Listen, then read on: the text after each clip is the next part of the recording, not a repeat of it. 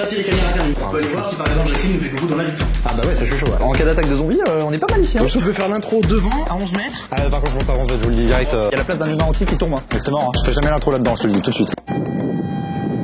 Au maximum, hein. Salut, aujourd'hui on est chez Telfax pour visiter un vrai data center à Saint-Beauzire, chez Telfax Communication. Et on va pouvoir visiter toutes les coulisses de ce qui se cache derrière, tous ces petits boutons un peu partout par-ci par. Les gars, oh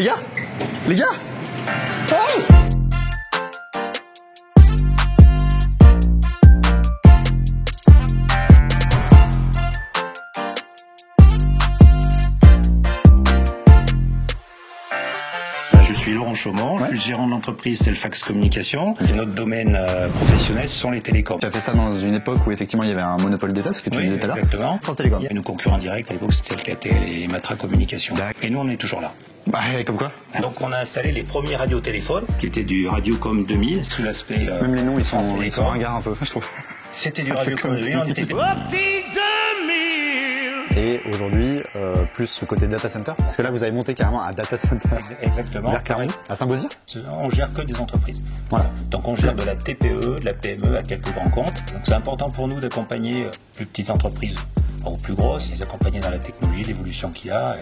Et c'est pour ça que nous aussi, on doit évoluer. Bah bien sûr. Nous, on est très éco-responsables et on était les premiers à avoir du photovoltaïque sur un data center. Dans le monde. Et dans le monde, pour faire de l'autoconsommation. Au-dessus là, c'est ça. Exactement. On a des voitures électriques, on a une borne de recharge. Quand ça a du soleil, les collaborateurs vont brancher leur voiture, le kilowatt-heure coûte 0. Donc je suis là pour gérer toute la partie justement coordination physique, sécurité et toute la partie production informatique. Donc le data center c'est une grosse boîte, obscure, qui gère plein de choses. Un lieu très sécurisé où on va avoir une très haute densité de serveurs. Ah il y a deux clôtures ouais. Entre les deux, t'as des caméras thermiques.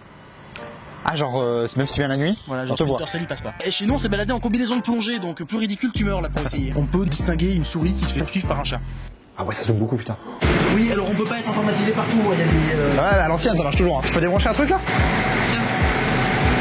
Typiquement là on vient de simuler une panne matérielle. Ton film de vacances il est dedans, mais il est également dans celui-là, dans celui-là, dans celui-là. Okay. Et puis il est également dans celui-là, dans celui-là, dans celui-là. Là. Aujourd'hui on aime bien consommer du service. Netflix, Uber, tous les flux qu'on va générer vont venir à un moment donné sur un data center. Alors historiquement on retrouvait ceux des GAFA et aujourd'hui on a de plus en plus d'acteurs, alors déjà français, nationaux et puis maintenant un peu plus régionaux. Voilà exactement.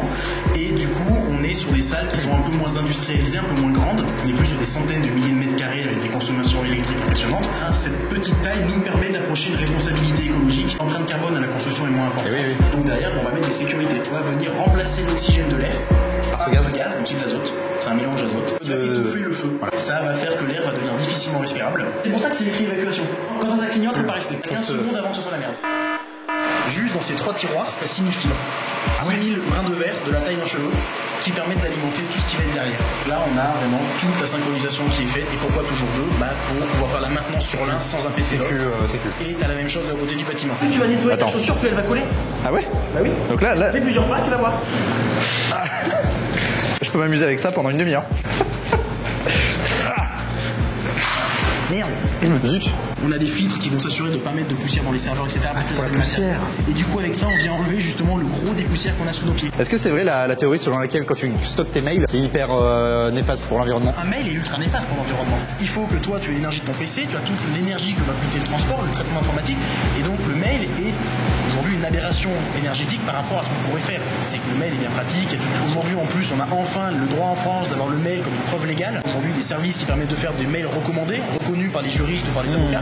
Stocker tes mails, c'est vraiment envoyer des mails. Et plus tu prends de mails, plus tu vas se prendre de l'espace pour stocker, donc plus tu coûteras cher en électricité. Regarde pas. Promis. Ah ouais. Ouais, moi aussi ça là.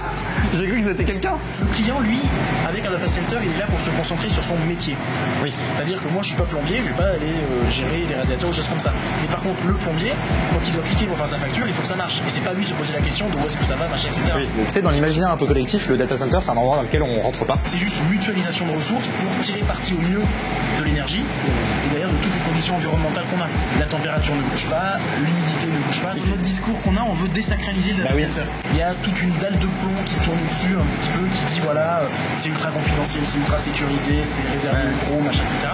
Il fait très bon là. Hein. Voilà, 21 degrés. 21 degrés, très agréable. Température idéale. Abonne-toi.